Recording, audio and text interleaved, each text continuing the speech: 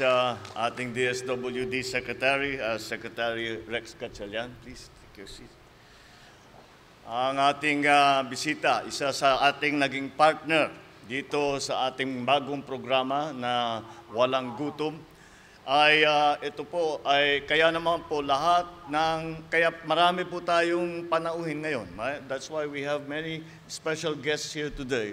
Is because it is a very concerted effort, a very cooperative effort. Kaya mabatiin ko Her Excellency Marie Fontanelle, who is the Ambassador of the French Republic to the Philippines, and the United Nations Resident Coordinator for the Philippines, Gustavo Gonzalez,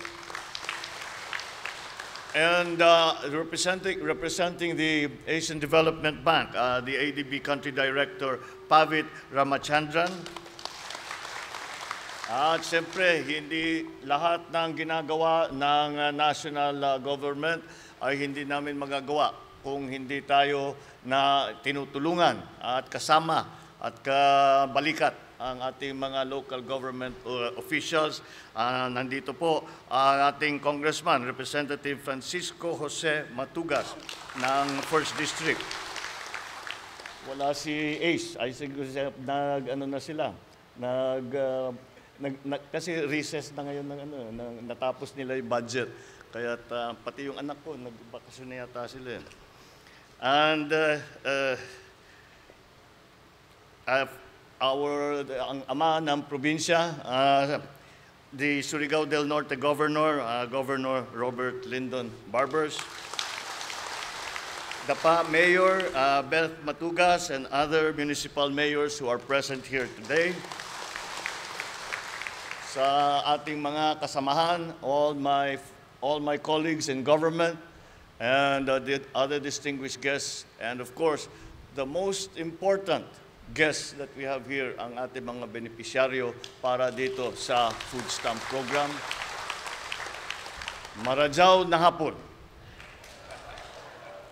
Noong nakaraang Hulyo, sa pangunan din ng DSWD, inilunsad ng pamahalaan ang food stamp program.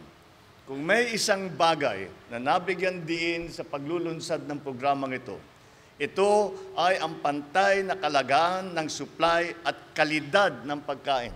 Yan ang panibago na katangian nitong ating programa na ito. Dahil madalas natin pinag-uusapan na kailangan sapat ang food supply. Totoo nga naman yun. Ngunit hindi lamang food supply. Kailangan ay masustansya rin ang pagkain na ating ibinibigay sa ating mga kababayan. Kaya po, dito sa food stamp program ay pinag-iisipan po kung ano yung pangangailangan ng bawat isa at yan po ang aming ibinibigay sa ating mga food stamp pag ito ay yung mga kupon natin ay bumibili tayong pagkain. May record. Naipaliwanag ba natin ito na mabuti? May record kung ano na ang nabili ng bawat pamilya. Para makikita naman natin, hindi naman puro candy lamang ang binili. Hindi ba? Hindi lamang puro karni lang. Dapat may gulay, dapat pantay-pantay. Yun ang ating, kaya ito ay panibagong pag-iisip. At we do not only talk now of food supply, we do not talk only of enough terms in terms of food, in terms of volume, but the quality of the food and the quality of the nutrition that it provides. And that is a new aspect to this new program that we are launching today. Dahil hindi po naman tama na pagkain ay sapat.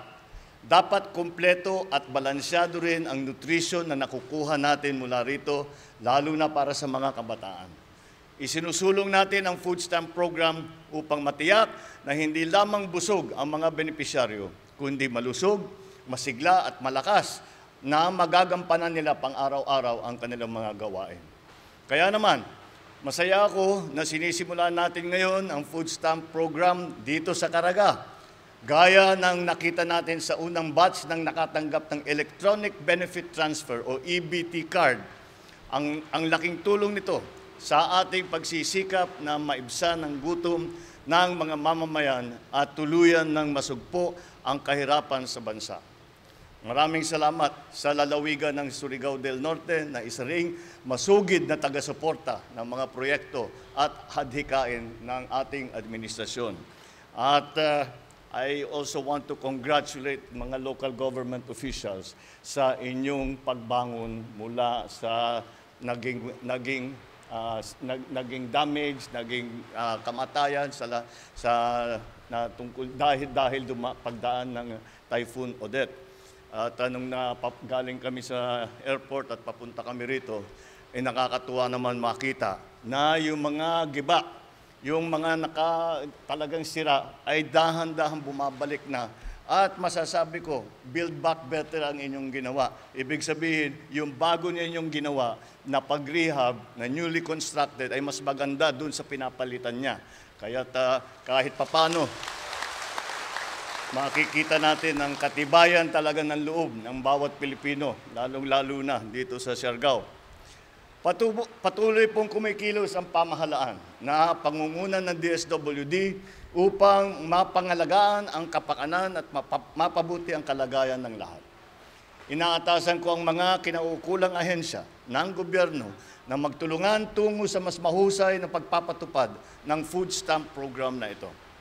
Tiyakin natin na walang bahid ng anumang anomalya ang pamamalakad ng ating mga proyekto.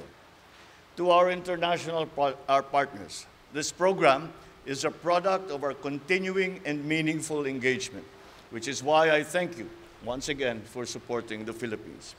While we strive to effectively and efficiently implement this initiative, we will also remain steadfast in creating more programs to alleviate the plight of our people. Rest assured that your investments in the Filipino people will bring about the progress and prosperity that we all aspire for. With your support, I am certain that we can empower even more disadvantaged Filipinos to rise up and to make a different course for the future, a future without hunger. Para naman sa ating mga benepisyaryo, naway gamitin ninyo ang inyong mga EBT card sa wasto. Katuwang ninyo ang pamahalaan, hindi lamang sa pagbuo ng inyong mga pangarap, kundi pagsasakatuparan ng mga ito. Tandaan po ninyo, sa itinataguyod natin na bagong Pilipinas, walang gutom. Walang gutom at lahat ng mga Pilipino ay produktibo at may positibong pananaw sa buhay.